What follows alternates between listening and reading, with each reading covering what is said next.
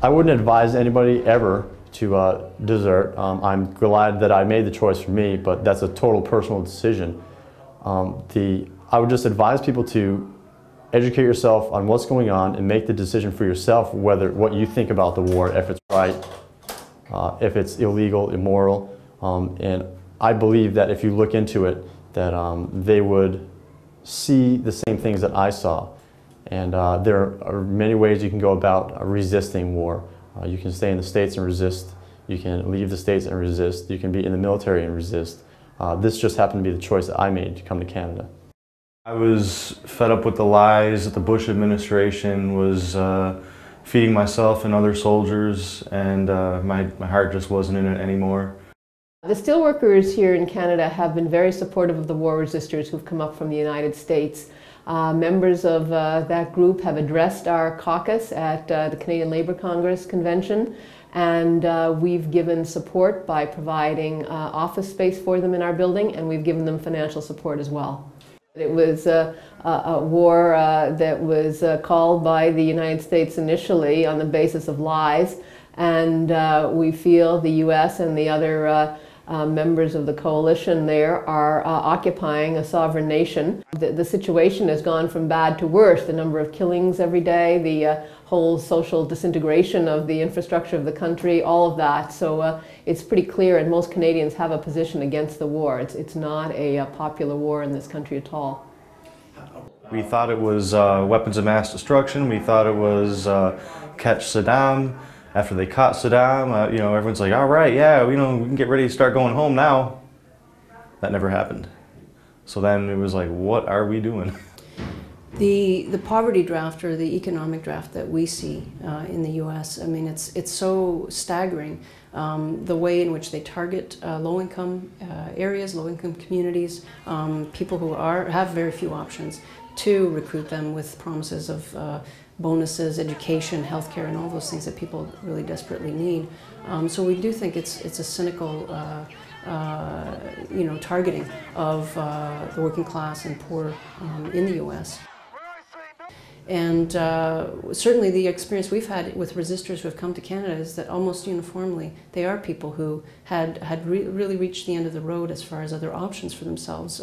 People who were considering that they'd end up in jail as criminals if they didn't find some other options, some other option for themselves. People who were in dead-end jobs at extremely low pay, with families with no health care coverage. From our point of view, the fact that it's an economic draft and not a draft per se doesn't make any difference to us. People are being, in a certain sense, press-ganged into the military, and also fed lies about what they're going to be doing in this war. And for those reasons, that's why many Canadians have stepped forward and said that they will support in any way they can people of conscience in the U.S. military who refuse to participate. And as far as the sort of backdoor draft and what's being done to reservists and National Guards people, that their deployments are being extended, and they were signed up for a certain term in the military and are being actually used as just plain old cannon fodder. I feel that my joining because of the September 11th attacks was still patriotic, but I feel that myself and the United States has been misled to believe that something else was behind that, to further an agenda that we don't know what it is. The weapons of mass destruction, I believed all this stuff when it was happening. I believed the government when they were saying there were stockpiles of weapons of mass destruction. I believed them when they told me that there were links between Saddam Hussein and Al-Qaeda, and then that he had these stockpiles of weapons of mass destruction, that he would use them against us and our allies. I believed it. So it was a long realization to me to really come to grips with myself and as an American that we were misled, in that what we're doing over there is against American ideals. It's imperialistic. We invaded on lies, and that we continue this occupation with the hope of victory that nobody's ever laid out an explanation for.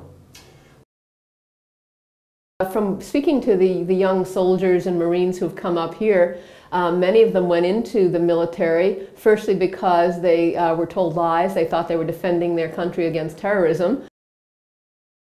The evidence of the September 11th attack, a lot of it that's put out there against the official story is very interesting, to say the least. So I would really like people to get more involved in trying to get those answers to those pieces of evidence that are left untouched. I really can't speak for other people, but if it came out that it was absolutely absolutely an inside job, if that was the truth, then I'm sure that would affect a lot of people, because everything was launched from that moment.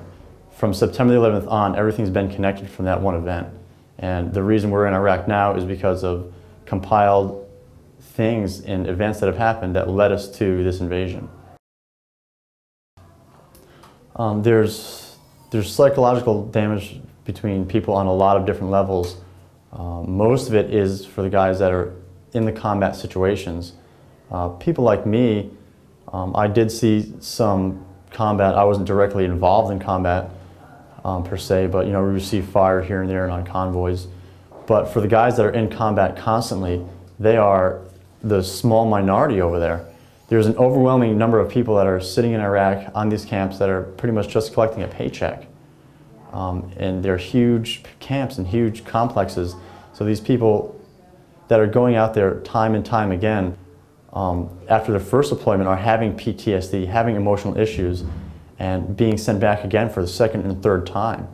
And if they didn't get the treatment from the first time that they went, then the second and third time, how do you expect them to act? How do you expect them to behave?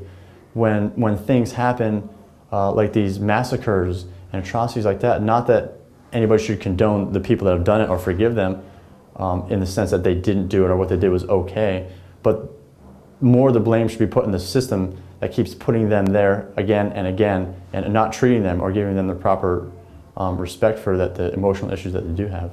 I think others went in simply because of the poverty draft, I guess it's called. They needed health coverage for their families. They were hoping to get skills, perhaps go off to college afterwards or something of that nature. But many of them have served in Iraq, and they have seen that the situation is that of an occupying army. They've seen atrocities. They feel very clearly that it is morally wrong, and therefore they made a decision of conscience to come to Canada, and it's a very important one. Kellogg, Brown and Root, Halliburton, they had like tons of contracts there. They were there doing the work that military guys, should have been doing, but getting paid way more money than I was getting paid. The privatization of the military was something that I saw and I commented on a lot with my superiors and peers alike. It was something that really, really bothered me a lot. There were private contractors there for every part of any type of logistics that happened, from getting the troops over there, feeding them, doing their laundry, to even private companies doing security and missions.